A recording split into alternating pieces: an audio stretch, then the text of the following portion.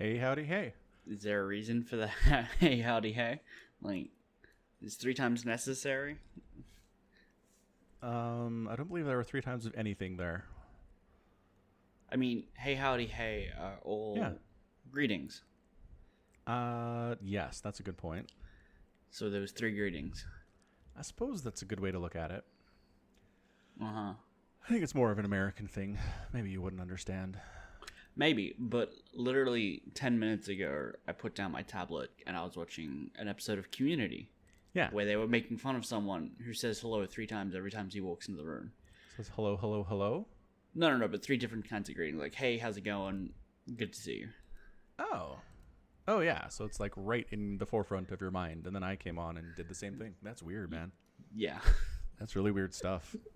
The universe is trying to tell you something. Maybe you should start doing that. Hey, howdy, hey. See? It works out. It's nice. I will always answer the phone with, hey, hi, hello now. Yes, you should. For all the times you answer your phone. Wow. I mean, I answer Discord. Same thing. It's answering a call. That totally counts. Yep, absolutely. Yeah, for sure. Very good. Well, so we have patch notes to talk about because it's Tuesday, and that's why we moved the podcast to today for that very reason. Uh-huh. True facts. It's Wednesday. We did do that. Nothing too exciting there. It's just stuff we've talked about for like what feels like 6 weeks now. Yeah. Stuff that we cover over and over again. Yeah. But now it's confirmed. Yes. It's happened. Now it happened. Now it's out. By the time you hear this, it will have been out for a while. Like a month, probably. Maybe. I hope it's not that long. Definitely not a month. So real quick, just in case you've been living under a rock and haven't been listening to the podcast, the Drilling Claws upgrade now exists as part of the existence of the armory. Mm-hmm.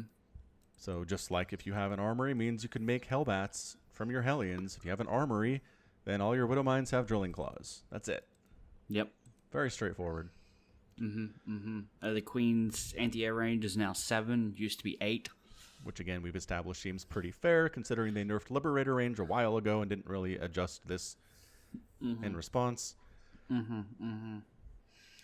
Banelings had their damage shifted, so they do a little more versus light, but less versus not light. Yeah, so they do less damage versus things like tanks and Marauders and stuff, which, cool, I'm down. Cool, yep. Microbial Shroud no longer needs an upgrade, but we still won't ever see it played. We will never see it. Somicron actually used it in a team game a couple of weeks ago on stream out on Twitch, and I don't know, Somicron, tell me your experience with it. Did you like it? I don't think it did anything. Like, what? You made it sound like it was not bad. I was like, oh, I had to rethink my understanding of this, and now you're telling me it didn't do anything? I mean, I don't remember what game it was. Like, I can't remember if we won or if it was crucial. Like, I don't remember. I don't think it did anything. No, the enemy made battle cruisers, and you were fighting them, and you were like, I'm doing better now with fewer Hydras because I have Microbial Shroud. And I was like, if I had this many Hydras normally, these battle cruisers would have killed me in like half a second. I mean, true, yeah. There was definitely an effect going on, right? But I don't know how much of that was me memeing because it's not useful. All right. Well, we'll see. I mean, if there's ever a chance this gets used, it's going to be when it's free. So yes. I mean, not free. It's energy, but it's not required an upgrade to get. So yeah, it doesn't cost money. Yeah. Yeah. I mean, does it come down to would it be better to toss down a fungal or a neural parasite rather than microbial? Right. That's what we'll have to see. Yeah. If you're like fighting battle cruisers and you could just neural all of them, that's definitely better because then you don't take any damage. Right, but if you had like one infester, like it might be decent to toss it down. I don't know. It'd be better than neuraling one of the like 4. True, yeah. But I guess maybe just make more infestors. Whatever, it's fine. We'll see how it goes. I'll be very interested if it gets used. That's all I'm saying. It won't, but okay. Ah. All right, what else do we have? We have the Creep Tumor. It's no longer armored, but now light. It's fine. Yeah. I don't think it matters. It's to help Protoss, but Terran is pleased as punch. Because they're already the best race at clearing creep, and now it's like Hellions. Man. Hellion balls are just going to like, creep tumors gone. Like 4 Hellions are like, 6 tumors dead, 1 hit. I don't think it's going to matter. Like, when is ever a Terran clearing creep does not have enough units to kill creep, right? Like, The answer is never. No, there's totally been times that they will, like, this is like pro level we're talking about, but this is, the Hellions show up, they fire on the creep tumor, they don't kill it, and then 6 queens arrive and save it. Now, it's the Hellions fire on the creep tumor and kill it before the queens can respond. And I think that's all this is. No, I think now they turn up, they fire on the creep tumor, they kill it, 6 queens turn up and put another one down, right? Like, I don't think anything changes. Well, it slows it down. That's all I'm saying. Yeah, sure. I'm not saying it's going to, like, no one will ever have creep ever again, but it's going to have effect on how fast creep can spread, I think. Okay. That's all. Okay. We'll see. We'll see if there's any complaining about it from the Zergs. Although I don't know that Zergs are ever in a position to complain about anything for a while. Just nobody will listen to them. Like, if any pro Zerg ever complained about anything, I think they would just be, like, lynched. It just would not be accepted. Maybe. Yeah. Yeah. Like, Protoss, they can totally complain about stuff right now because everyone's like, yeah, we get it. It's totally fine. I looked at it the other day. I was talking with somebody on the Discord server about Protoss, and I looked into it. They haven't won a championship, like a BlizzCon level championship, since 2015. It's actually worse than that. What? They haven't been in the championship match since 2015. Yeah, right. It is like that's actually worse. It is. They haven't even competed for second place. Yeah. It's been Zergs or Zerg Terran ever since. That's insane. Protoss needs help, man. Yep. I don't know. I feel like they do. I feel like maybe it's time of the Protoss coming up. Sure. Maybe not. I'll believe it when I see it. Well, I mean, it's cyclical. We've talked about this. Sure. It's just every race has their time. It's impossible to perfectly balance it. Like, if there was a way to perfectly balance the game so it was Zerg wins 1 year, and then Protoss wins the next year, and then Terran wins the next year, and then we start over, that'd be insane. I think most people would love that, but I just don't know if it's possible to do. It's too hard to balance 3 races on this level. It's probably quite difficult.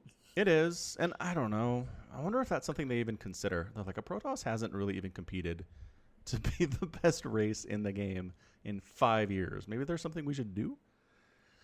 I don't know. Who knows? There's another member of the Discord has been chatting with me, and he said he has all these ideas to, like, make SkyToss better, because SkyToss is entirely non-viable against everything. Sure. Like Protoss, all the wins they ever get against Zerg in the last year or so have all been really before late game. It's just SkyToss isn't viable. Late game is super hard to do. It's much easier to kill the Zerg player before 10 minutes. So anyway, he just had some ideas to make it better. He was concerned that some of the ideas would make it harder for Bronze League players, and I was like, they will never balance for Bronze. That's just not... They can't do it. It's hard enough to balance with considerations for professional players. They can't be like, well, this will hurt the Platinum Terran players a lot. Nope. They cannot consider that. It makes their job impossible. Yeah. Yeah. So what were some of these ideas? Hang on. I have them here, actually. He had all these ideas, and then the last one was Void Ray should have 20 attack, plus 20 attack, be able to cast Force Fields and Storm while being permanently cloaked. That was jokes. That was the last one. Okay. Yeah. No, that was just for fun. One of them here was... Someone out there thinks that's a legitimately good idea. I'm sure they do. Some Protoss is like, yeah, what? Why not?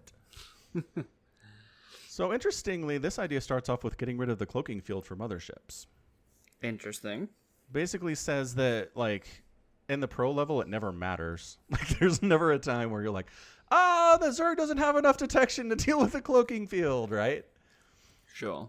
Yeah, and like Terran can't do anything. They only have 18 orbitals and can constantly scan. Okay.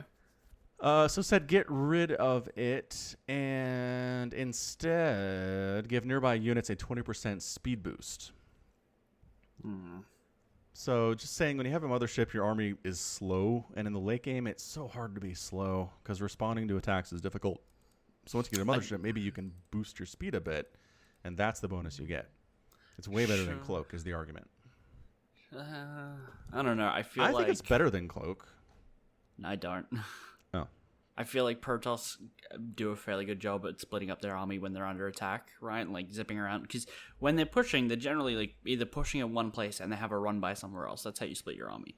you don't really split the entirety of your forces into two places, because you just can't watch both, and if you lose one, then you've lost half your army rather than like 7 zealots. But when they're defending, they split them up pretty easily, and if they need to come back, they have recall. They don't need to be moving faster. It's true. Recall's nice. Like There's you a big don't need cooldown on that, though. I mean, they did nerf that in the ground pretty hard. Sure, but I don't know. I still feel like 400 that can be, as a big fat target that can get killed easily is not worth a slight speed boost. Well, plus it can't be abducted. They changed that a while ago, too. It's true. Yeah. Well, no. It can be abducted. It just can't be neuroparasited. Is that true? It's hero units. You can't... It got Yeah. the hero tag, and it can't be... Neuroparasite doesn't affect hero units, but you can abduct it. I'd load up the tester. I got those mixed up. I'm looking on Wikipedia. So heroic tagged units are invulnerable to neural parasite. Well, holy smokes. I have been off about that. Yeah. I guess I just haven't seen anybody really go Mothership against Zerg recently. So it hasn't really been a concern at all. So it can't be neuraled, but it can be abducted. All right, fair enough. I gotcha. Okay, cool. So that was one of the ideas. I don't know. There's a lot. Tempest, just giving them a little bit more range. Making Void Rays cheaper a little bit. Just minor ideas. None of them were insane, I didn't think. Okay. So that's all. I wouldn't mind. I wouldn't mind Protoss being buffed a little bit, I say, as a Zerg main. I don't mind the idea of helping Protoss out. I don't think you need to make SkyToss any more viable than it is. Oh, interesting. Okay. Right? Because each of the SkyToss units has its own special place in hell, right? When you mass them in a team game, right? I know, but they're never going to balance for that. I know, but if you make them too good, though, people will do that in 1v1s. Yeah, right? they will, but not at the pro level, and that's all that matters. You still can't go mass carrier. Look, if they boost Tempest to the point where a mass Tempest is super viable, they're going to nerf them again. Blizzard hates the concept of make one unit and win. It really does. Right, no, I understand that. But I mean, Shield Battery and Proxy Stargates for Void Rays was a thing for a little while. You want to give them more range or something, then people will just go back to doing that, and then they'll get nerfed again, right? So there's no point in buffing them, because people will use them, and then they'll get nerfed again. I guess. I mean, the question is how much you buffed them. If you buff them so much they feel like a nerf is needed, then sure, you went too far with it. But I think there are ways you can buff them that doesn't automatically change the meta to the point that Blizzard's like, let's look at this closely, Sure, and I think the easiest way to do that is to give them more health or shields, right? Like, that's the easiest way to buff them. But being like, let's change out their abilities and make them zippy and, all this other stuff. That's the fastest way to get them nerfed again. Because something takes a little longer to kill is easy for the other, like the opponent to understand. It's like, oh, this used to take 5 Corruptor shots, now it takes 6. Okay, that's fine. But yeah. Learning, like, oh, I now need to have 2 sets of Corruptor packs because this thing can outrun it and I need to, like, try and corner it. That's a whole new level of play that you're forcing someone who doesn't even use that unit to now learn just to respond to it. Which, I mean, people should probably learn other styles of play anyway, but, Again, these are professionals we're talking about. I don't know that I'm too worried about them figuring this kind of stuff and figuring it out, right? Right, sure. But I don't think Blizzard can ignore the ladder when it comes to balance. They made it literally to the point where nobody wanted to play and the game died. Like, literally, you would go to ladder and you would match up against only the pros who are 5,000 MMR above you, because that's where they are, and there's no one else playing. That would be hilarious for, like, a day. And be terrible. Yes. And be terrible. Yeah, right, that's fair. I mean, they do have to... bad for the game. Okay, so when I say they've never considered platinum players, they have, on a level. It's not as much as they worry about the professional scene, but yes, if people just stop playing because the ladder is impossible for the other 2 races, the one race just dominates everything, then maybe. I get what you're saying. All right. So back to the patch note. Speaking of buffing Protoss, kind of, I guess. New ability, battery overcharge. The effect from the Nexus overcharges a target shield battery, which is near a Nexus, not offensive unless you have a Nexus out there. Increasing its shield restoration rate by 100%, allowing it to restore shields without consuming energy for 14 seconds. Costs 50 energy. There's a 60-second cooldown, which is shared by all the Nexuses, and the range is unlimited, but the battery itself has to be within range of 8 of any friendly Nexus. Yar. So it sounds interesting. I don't know. It's hard for me to envision how this will affect the professional games. Like, will this really do anything against a 2.5 base Roach Ravager all-in from the Zerg, where they just show up with like 20 Roaches and 8 Ravagers and just blah? Probably I don't feel like it will. No. So I don't know what this is intended to help exactly. Smaller scale attacks earlier in the game, I suppose? Yeah, probably. Because this is energy that would rather go to Chrono Boost, right? I assume so, yes. That's the other trick here, is you're trading it out. Like, Protoss would really rather be Chrono Boosting out probes or upgrades or warp gates than, I think, charging a shield battery. I don't know. On that note, I guess I kind of feel like it's not going to be used that much, but I could be surprised. That would be nice. Yeah. Could be used somewhere. Could be. Oracle, they made it easier to cast Revelation, made it cheaper, made it last longer. Gave it a larger cooldown, but only from 2 to 10 seconds. It doesn't matter that much. And then feedback range for High Templar is increased from 9 to 10, making it easier to feedback off those infestors in particular and the ghosts. Yeah. Specifically, because that is something Protoss players are hating right now, is EMP from ghosts, especially with the enhanced shockwave ability. So if there's a slightly better chance that they can feedback those ghosts before they get the EMP off, Protoss will take it. So there we go. Yep. We'll see. Is this enough to allow Zest to make it to the, well, it's not BlizzCon finals anymore. It's Katowice finals. ESL finals? What are they going to call them? I don't know. I guess ESL, I would say probably ESL finals. I don't know. I don't know. We'll see what they call it. It'll be fun. Yeah. Yeah. Maybe does Liquipedia know? Upcoming tournaments. BlizzCon 2019 WCS Global Finals. If we go there and say what's next, that doesn't have a next. I don't know if they know what it's going to be, honestly. I guess we'll find out. It is going to be in Poland, though. It'll be back at Katowice. This first year's kind of weird for that. Yeah. We'll have 2 major events at Katowice. One of them just gathering points, and the other one the actual final, which... So the animation for the shield battery overcharge is the pylon overcharge. It gives it a little spinny thing above it, like the pylon overcharge used to do from the mothership core. It doesn't shoot, but it's just reusing the spinny part animation. Yeah, because I loaded up the unit tester to see how far 8 range was, and well, it went as far as I thought it would, so now I've got to wait the 50 seconds for it to cool down to see if it'll go any further. Which, is not great. But it's at least, if you lined up shield batteries from, like, the corner of a Nexus and just, like, in a straight horizontal line, it'll at least go 5. It's not bad. It's not bad. So that's probably natural to the wall, I would imagine, easily. Sure. Yeah, absolutely. I think so. Yeah. I guess maybe this is good if Zerg shows up with a bunch of Lings. Yeah, maybe. But, like, Banelings just have enough burst damage that shield recharge doesn't matter, so that doesn't help. And that's the thing, right? Shield batteries are good against things that do kind of slow and steady damage. They suck against burst damage, and I think that's a lot of what you're worried about. Corrosive Biles and Baneling hits, and just a bunch of stimmed Marines showing up. Like, that's not going to help against a bunch of stimmed Marines. Right. So, I don't know. I'm skeptical, but who knows?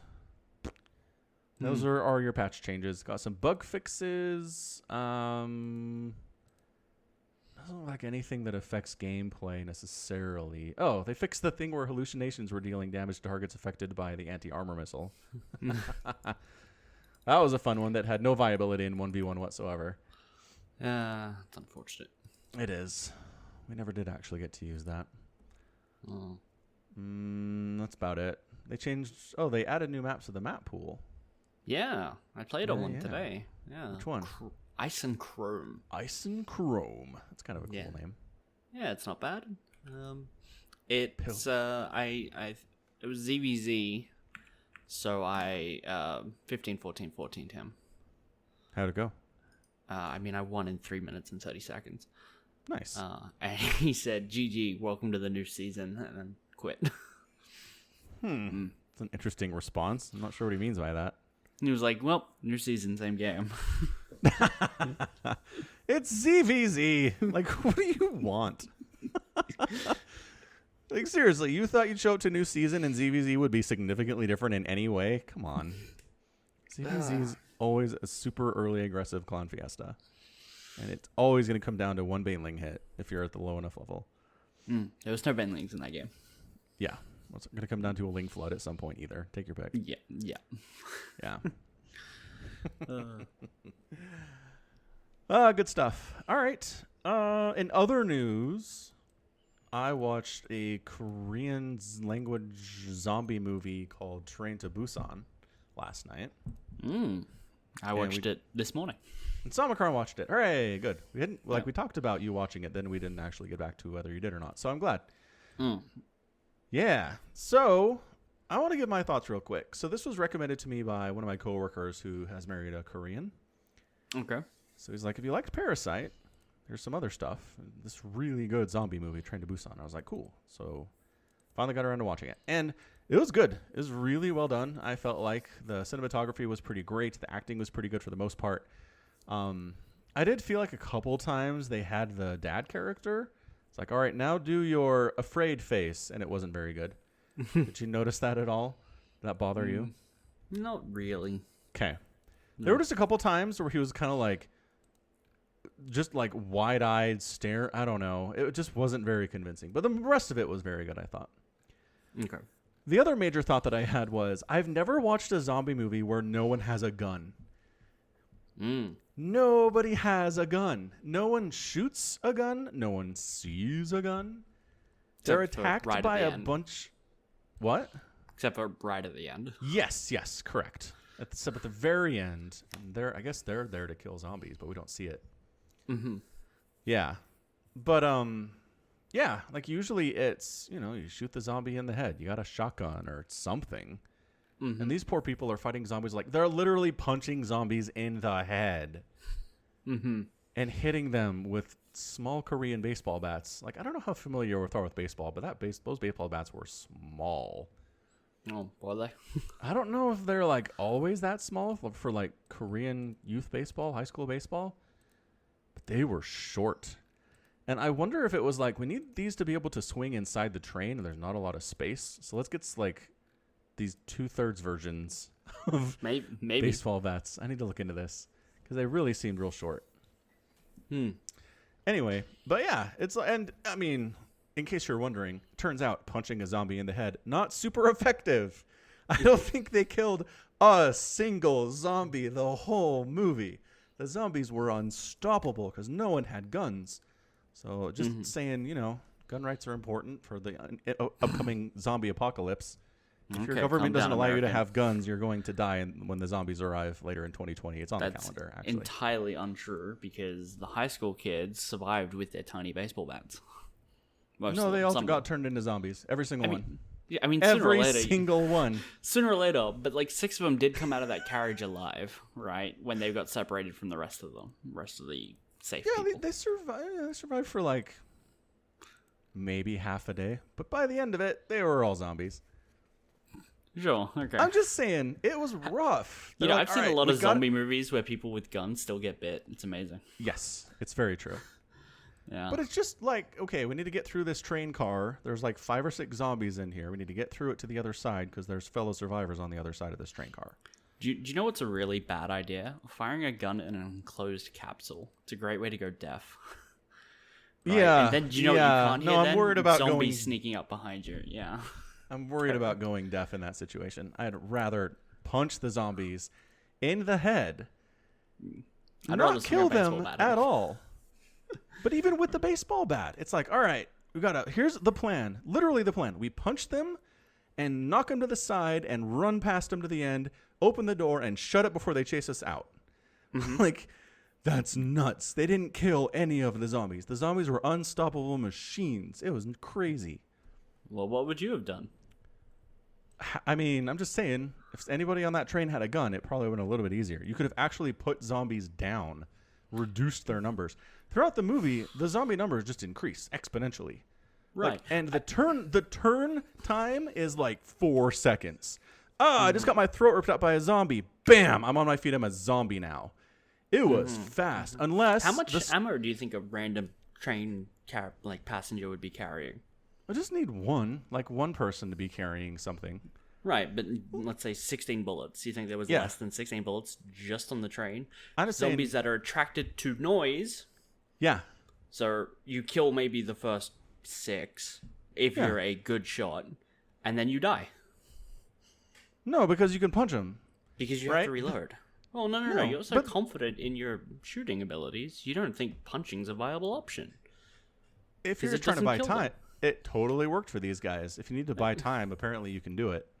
I'm just saying, I'd rather have 6 zombies get taken out and then there's one that we're punching while I reload than have 6 zombies that you cannot put down.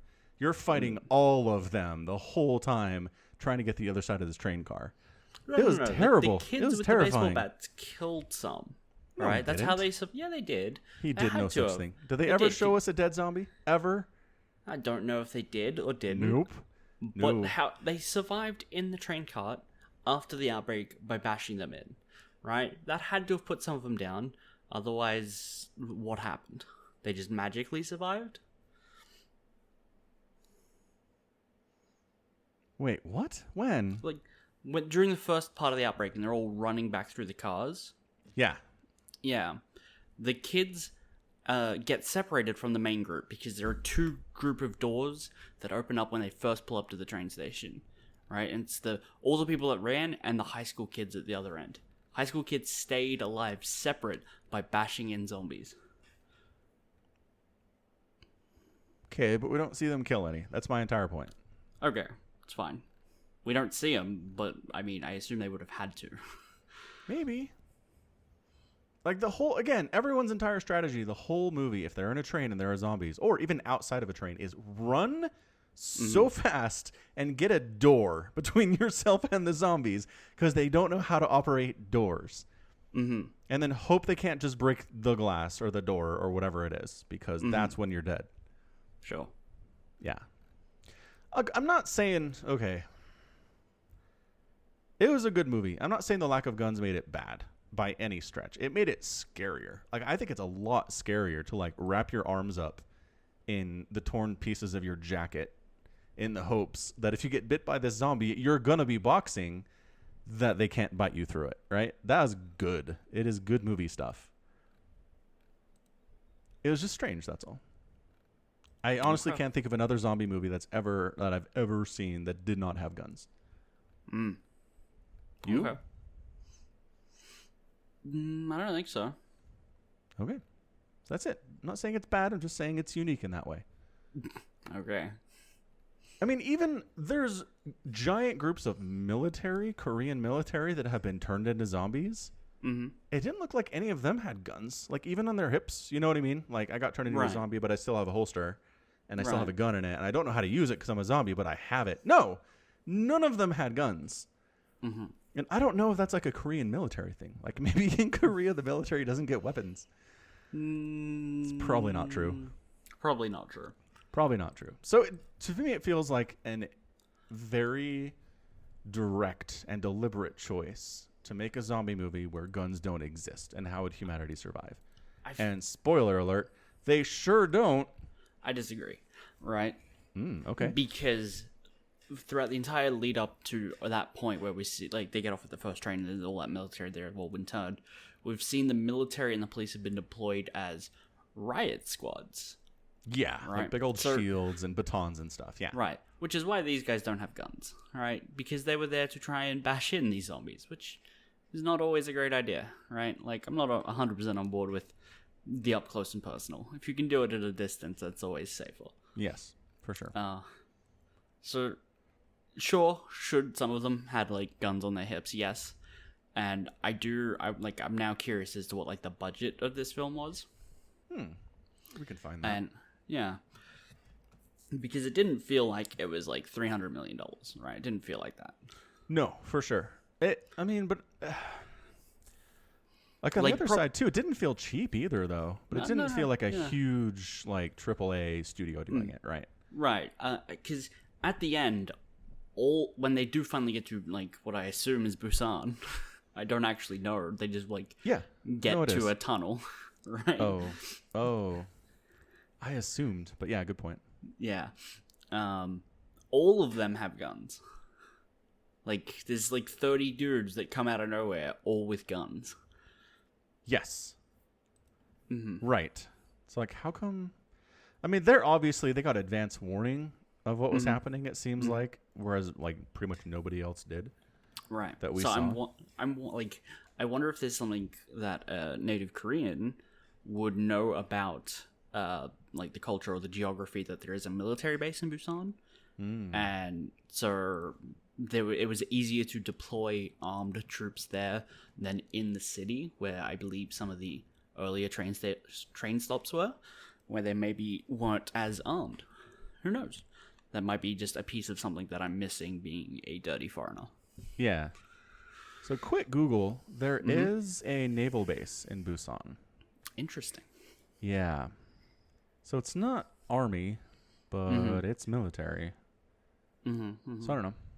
I don't know if that was like part of it, but apparently the budget was $8.5 million.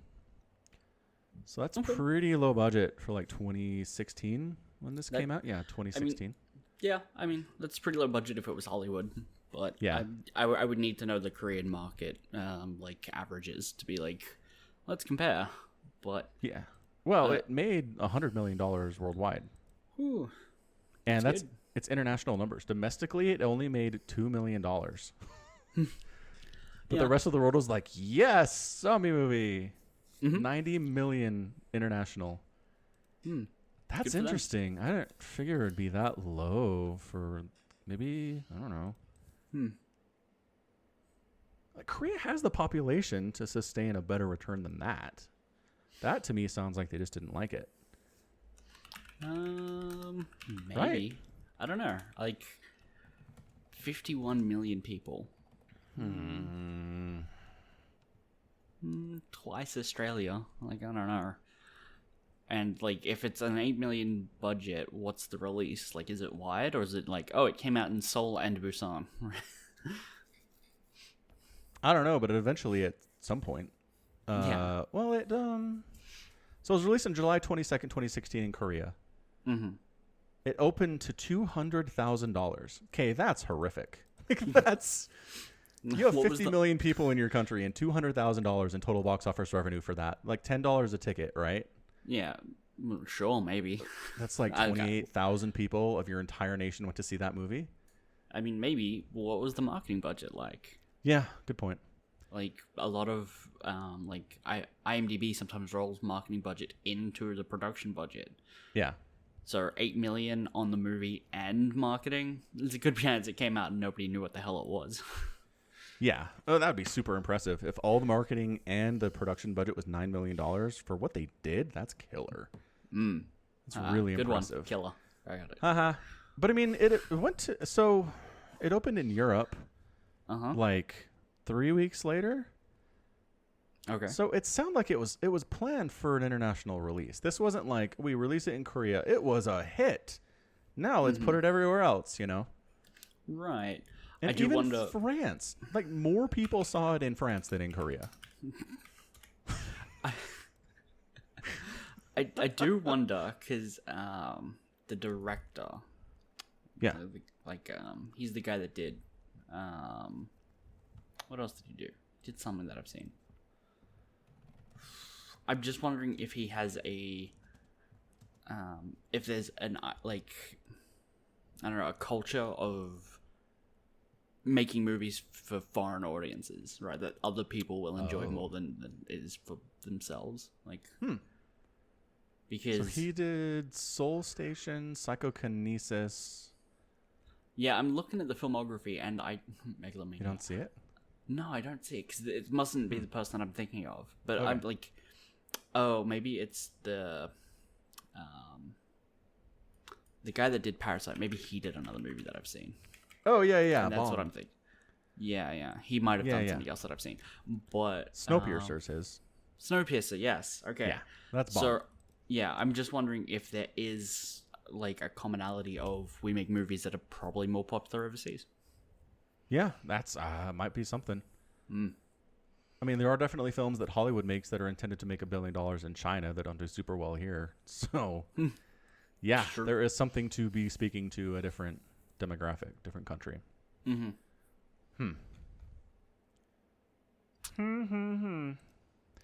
Anywho, what was I going to say? Yeah, so then it got rolled out.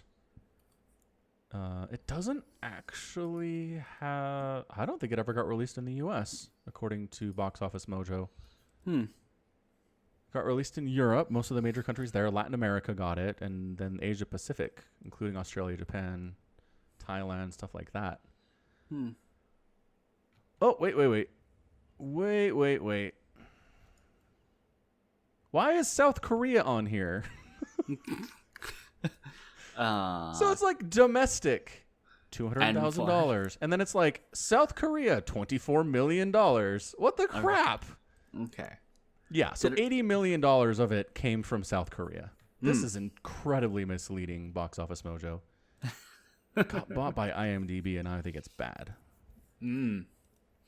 Okay, so people who are listening to this and know anything are like, what are you talking about? It made $80 million in Korea. Yep, sure did. So the domestic market, Yeah. 300,000, and then where's South Korea also on this? At the bottom. Under Asia Pacific. Yeah. With a July 20th release date, which is before the domestic release date. Does it mean domestic is like the U.S.? That would be hilarious. It might, yeah. I bet that's what it means. Domestic means U.S. Oh, yes. That's Distributor, so... Go Well U.S. Entertainment. That is so bad. That is so bad, Box Office Mojo. Why would you call U.S. domestic for a foreign film? Oh, that's horrible. All right, well. Yeah, it got released in 27 theaters, which is nothing in America. Marketing. I never heard of it. I didn't know it existed, so not a good release in the U.S. Okay, well, we solved that mystery. Like 20 minutes of this thing is just going to be us wrong about something. Great. Yeah. Next time, if you look at Box Office Mojo and it's got like the Train to Busan, the little blurb, and then it says title summary, original release, and then all territories, you can drop that down to see like, oh, South Korea or domestic, and just maybe it should default to the country it was made in. How about we do that? Yes. Yeah, that doesn't seem hard. No. It's all new. It didn't used to look like this. I think IMDb bought it, and now it's like different formatting and stuff. Box Office Mojo by This IMDb is Pro. Worse. It used to have the budget on this page, and now it doesn't anymore. Really? Yeah. Box Office Mojo just used to be like, here's the budget. Here's what it made in all the different countries. Here's some reviews for it. Here's where you can watch it. Done. Weird. I miss old Box Office Mojo. Come back to us. IMDb came in with all the money, though. Yeah. Shut it right down. Anywho. Pull one out. Really good. I thought the little girl actress was fantastic.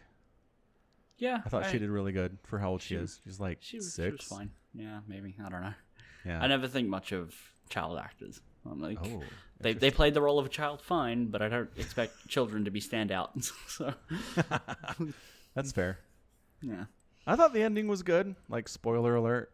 But so at the end, there are 2 people remaining. It's the pregnant lady and the 6-year-old girl. Everyone else has been turned into a zombie. It sucks. Technically, that's 3 people. No. We're not 2 going and a half. there. Sure. Sleepy. That was Sleepy. cute. I like that they gave the child a name in utero. Sleepy. Because dad couldn't come up with a name for the kid. Yeah. I thought that was adorable. And when the little girl has her hand on the pregnant lady's belly and the kid kicks and she's just so happy. It was wonderful. Happier times in that movie. Happier times before the zombies made themselves known. But anyway, at the end, they're on a train by themselves to Busan. And then there's a blockade set up before a tunnel. And so they're like, all right, I guess we get out and we walk through the tunnel and see what happens to us. And they're totally traumatically scarred. Like her husband died. She watched it happen, turn into a zombie. The little girl's dad turned into a zombie. It sucks. They're walking through, and then the military, like, they can only see that, just the dark outline of two people walking towards them. They can tell it's a woman and a child, but nothing else. They're not quite sure if they're zombies or not. They get the command to kill them because, like, zombie apocalypse. Shoot first, ask questions later, I guess. And then the little girl's singing. Aw, sorry, go ahead. I thought that was stupid. Like, she's no. singing. Yeah. Yeah, zombies can't sing. Clearly, they're not zombies. Right. But zombies are attracted to noise. The little girls know this, right? You do not sing in an echoey tunnel because if there are zombies at the other end, they will come and kill you. Who the hell gets off a train and says, well, little girl, I'm a pregnant woman who's done a lot of physical exercise today. Can't be good for the baby. So much exercise. She runs so much. And then is like, well, let's wander into this dark tunnel. No. Do not start singing in the goddamn tunnel. It's a fair and point. Also, military dudes, if there are two zombies walking at you, wait till you can see them at least. Get a visual inspection. Like, wait till you see the whites of their eyes. Not quite that bad. Oh. But you don't have to shoot them when you can only see silhouettes. It would be helpful to see the whites of their eyes because their eyes turn super white when they're a zombie. That's true. Okay, yes. Yes. I will concede that point. But you could have given it a minute. Agreed. And he does. He doesn't shoot immediately upon getting the order. He waits. Because he's like, women and children. Yeah. Not what he signed up for, right? No, probably wasn't. But, like, no one signed up for the zombie apocalypse. So, it's rough. So anyway, she's singing the song that she was supposed to present at school as part of a special recital, but her dad wasn't there, and so she was bummed out, and she didn't complete it in the school. But then she sang it, and then she saved their lives. And it was good. You're right; they were dumb, but in the end, it worked out. So sometimes that happens. All's well that ends well. Well, relatively speaking. They're still in the middle of a zombie apocalypse. Yeah. Like, I'm pretty sure little girl's mom is dead, even though that's not explicitly stated. And her grandma's definitely a zombie. We heard that one. For sure. I want to know how grandma got turned. Because it seemed like all she did was sit in the apartment, and that seemed pretty secure. Like, you think she went out shopping or something? Maybe she did. Maybe she did. Yeah. Also, she might not live there. Like, she might have just been hanging out, looking after the kid while he was at work. Yeah, that's fair. Good point. She could have lived somewhere that doesn't even have a lock on the door. Yeah. Okay. With his money, I don't think so. Yeah, that's fair. And he did like his mom. Yes. Because, like, there is the archetype of the evil rich dude who hates his mom and, like, treats her like garbage. But that's not what this was, I don't think. Right. No. Yeah. Yeah. So anyway, overall, thumbs up. From me. Yeah, thumbs up for sure. Good pacing too. Like I like to judge it based on how often I want to look at my phone when I'm watching a movie. Okay. And I don't think there were only 2 or 3 times where I was like, let's check Reddit real quick. Yeah. So I thought that was pretty good. Okay. I did pause it at one point to get up and go make food. It was almost like, okay, I'm hungry. Like in my defense, I was like, I rolled out of bed. All right, let's watch this movie. And so I'm not quite conscious. Let's watch zombies. Yeah. Well, here's the thing. Going into it, I didn't know it was a zombie movie. Oh, nice. I didn't spoil that for you. Fantastic. Yeah. I was just when did you figure it out? Like when the first sick person got on the train? I bet you did. When the deer got hit by the car. Oh, I forgot about that scene. When the deer gets hit by the car, lays there for 5 seconds, and then gets up? Yeah. Yes. Good call. Then you were like, zombie movie, telegraphed, received. That's fair. I did like how sometimes the transformation is really fast, but if the story needed it, it would take a few minutes. Right. Like boxer, Muay Thai fighter guy, husband of pregnant lady. Like when he turns, it takes him like 5 minutes. He gets bit, and then like it's forever before he finally just goes. Well, transformations are all based on willpower. So okay. Yeah. So everyone that got turned instantly just had no willpower. They were done. Didn't even try. Yeah. That's fair. Yeah. But he had spirit, fighting spirit. That kept him alive for a little bit. You know what I just figured out, though? Maybe it's different. So you get bit on the hand. The transformation time maybe is shorter than if your throat gets ripped out and you die. Maybe, yeah. I think that's their consistency, because both the dad and this dude both got bit on the hand. No, maybe the consistency is that dads only get bit on the hand. Right. They don't get their throats ripped out like everyone else. Yeah. Including grandmas. Yeah. Including grandmas. Yeah. I thought the filming techniques for the zombies was really good. A couple times you can tell they're speeding up the film, so it's like a little herky-jerky, unnaturally fast, right? They're chasing. Right. I thought it was kind of comical when all the zombies are being dragged by the train. Yes. It was just like, all right, this is a step too far, IMO. It reminded me of like Bollywood level stuff, that scene. I wonder if it was influenced by that a bit, right? They're close to India. Maybe. That was good.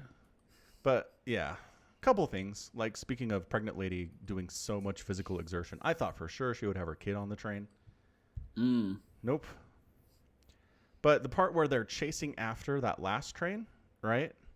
The conductor starts it, and then he gets off to help the CEO who sucks and then gets eaten. And then they're all chasing it, and he's carrying a 6-year-old, and she's like 9.5 months pregnant. She's like way pregnant. And they're running, and I'm like, there is no way. That train is not moving full speed, but holy smokes, it's moving. Right. No, chased it down. Adrenaline is a powerful drug, Somicron. Yes, it has to be. It might have been it. Because they were, if you look behind you and literally there's a horde of 150 zombies that will tear your guts out, maybe you can run faster than normal. I don't know. Maybe. She did, though. They made it. I thought for sure they were not going to make that, or she wouldn't, but nope. Totally fine. Totally fine. Barely any opinions. Yeah. Yeah, so good stuff. I mean, I don't know. Zombie movies do like to take kind of two different tracks with this. One is you're just from the perspective of people on the ground who are not quite sure what's going on. And then others like to have a wider view, right, of what's happening, where the outbreaks are, what caused it in the first place, how are we combating this? Are we getting a cure? Stuff like that. Right. This is definitely a people on the ground and they have no idea what's going on movie. At no point do we figure out exactly what caused it or how widespread this problem is. It's just whatever these characters get, random news reports or phone calls from loved ones before everything goes down. Well, they're not... They are removed, right? They're definitely on the ground. But there is an element of why this happened, which is the hedge fund manager dude. Yes. That dad, he had invested a bunch in a thing called biotech. And then the day before, there was, he had news that there was going to be an issue. And they were like, let's just pull out of our fund. It'll be okay. Like, whatever it is, didn't take it seriously. And like they just sold all their stock in it or shares or whatever, however that works. And so... he knows throughout the entirety of the movie, more or less, is that whatever is happening was developed with money he put into something. Right. Yeah. And yeah, you're right. There are a couple scenes where he kind of struggles with that. He calls the home office because he's like, hey, what's going on out there? Is it like, we're heading this way? Is it safe over here? Please help me out. And yeah, the guy on the phone's like, did we do this? Is this our fault? And I don't know if there's an answer to that. Maybe, but it's never definitively stated that's exactly what happened, right? So it's good. I liked it. Good writing. Recommended. 2 thumbs up. Done. Yep. I recommend. Dunzo. Yeah. So I just saw a Zombie Grub tweet. Okay. The Final Fantasy VII Remake ending was so bad. Holy shit, lol. It just took away any confidence the first 99% gave me about the state of Square's Final Fantasy making abilities. So bad. Yeah. Take it with a grain of salt. She didn't like the original. Right? Like, she didn't think that, like, she didn't like the original. Why would she think they could make Final Fantasy games in the first place? Okay. I didn't know she didn't like Final Fantasy VII Original. Was she playing that on stream?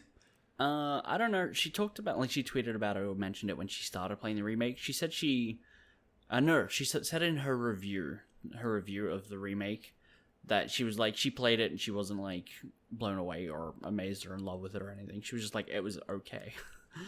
All right. Okay, fair enough. Yeah, so she's coming at it from a different place than most people are, for sure. Yeah. Yeah. All right. Yeah. And yeah, like, the ending is the part that I like the least, so I'm not exactly disagreeing with her, but... Well, and she says the first 99% of it she enjoyed, and she felt good about it. Mm-hmm. And then the ending just, like, destroyed any confidence she had, so... Yeah. Yeah. Did you play it? I guess. I mean, I do have a PlayStation 4, after all. Did it turn up? It did.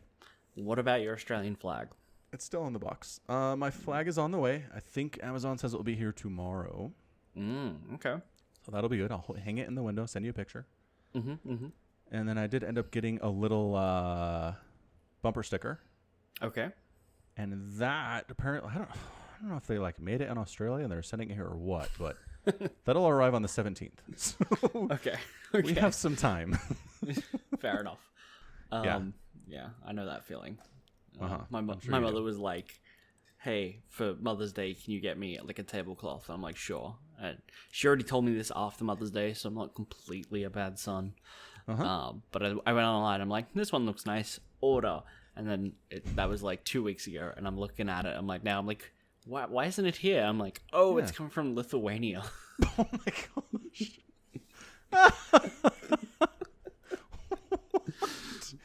Oh, that's fantastic. Lithuania. So might be a hot minute. Sorry, Mom. Yeah. So, did I tell you that my ex's mom did that to her? Oh, really? Like, for her birthday this year, she ordered her some perfume or something online, and it was coming from, like Romania or something. So, it got here, like, 2 months late. It came here, and I was like, this package came for you? I don't know what it is. It's got, like, custom stamps on it. So it was strange. And then she talked to her mom and was like, oh, that's what it is. Had no idea that's where it was coming from. So, yeah, same thing you did. Fair enough. Made me laugh. Let's see. Anything else? Last of Us Part 2 is coming out in about 10 days. The new Christopher Nolan film, Tenet, is supposed to come out on the 17th. Really? It might be like the first major release for theaters since like March. A theater's open? I don't think they will be, but I think they're planning on doing it for Tenet. Yeah. Okay. I know, crazy. I don't know how this is going to work. I really don't. Okay. I wouldn't be surprised if some cities and states were like, no, we're not opening for this. And some are like, sure. Or some are like, we're already open. It's different everywhere. I should see if the theaters near me are open. Yeah. Because I really to bet that they're not. So I heard locally some theaters will rent out to like groups of 20 people for $200. Really? So if you want to take a bunch of friends or family out to the movies, you can do it. Seems like a fair deal. I mean, that's $10 a ticket, which is it's what we get here. I know it's more down there, but can I rent out a movie theater just for myself? Yeah. That I might do. So there's a Monster Hunter movie coming. That's interesting. Like the video game? Yeah. Whoa. So the Cinemarks by my house are closed. The Hoyts, one of the movie chains around me, are all closed. Yeah. Yeah, Hoyt's a big chain, I know. Yeah. They certainly seem to be all closed. Oh. Oh, no, that's today. Never mind. I was like, it's showing that there's a movie today. but on no other days, like in the future. I'm like, what the hell? And it's like, no, it's just saying it's selecting today because it's Here today. is today. There are no options. Yeah. Yes, and then they're like, there are no options tomorrow, so we're not even going to show it. No, they are not. Yeah. Like, I know a lot of movies recently have been like, we're just going to give this to Netflix for, $100 million and they'll buy it from us. No big deal. Mm-hmm. But from everything I've heard, Tenet's like, we're doing this. We're putting it into theaters. We're not selling it to a streaming service. I hope it works out for them, I guess. So, I don't know. I've tried to avoid getting spoiled for this because I do like going cold to movies, especially Christopher Nolan films. Sure. But from what I've caught, just wind of, is that it's like more incomprehensible than Inception. So well, I don't know how I feel about this. Inception was fine. I don't have any problems following it. I mean, the first time you saw it, we're like, oh yes, everything makes perfect sense. No, but like not everything. But right. It wasn't like the entire movie revealed itself to me on a third watch, you know? Right. Yes. I'm not saying Inception was entirely incomprehensible, but there were parts of it where I was like, what? Yeah. And this is supposed to be worse. That's all I'm saying. Yeah. I'm looking at a poster or something on the cinema website for Tenet, and I'm like, here's what I know about the movie. There's a scene outdoors, and a man is holding a gun. He's wearing a suit. Yeah, and wearing a suit, yes. Yes. He may be a spy. That's pretty much all I know. Cool. I know Michael Caine's in it because he's in every single Christopher Nolan movie of all time. Yeah, no kidding. I think he's been with them since at least The Prestige, which dates back to like 2007, so that's pretty early. I don't think he was involved in Memento, but anyway, he likes Michael Caine. Michael Caine. That's the one. All right, cool. Anything else we need to cover today? I don't think so. Very good. Well, all right. Thanks for spending your time with us this week. We appreciate it. Go ahead and check out the store for merch options. You can also support the podcast directly through Patreon. There's a link in the show notes there. Feel free to share the podcast with others, the friends who might enjoy StarCraft talk. Or, I mean, this was largely movie discussion, so maybe people interested in that, you can share it with them. And until next time, as always, thanks for hanging out. Thanks for listening. And you take care of yourself. Bye.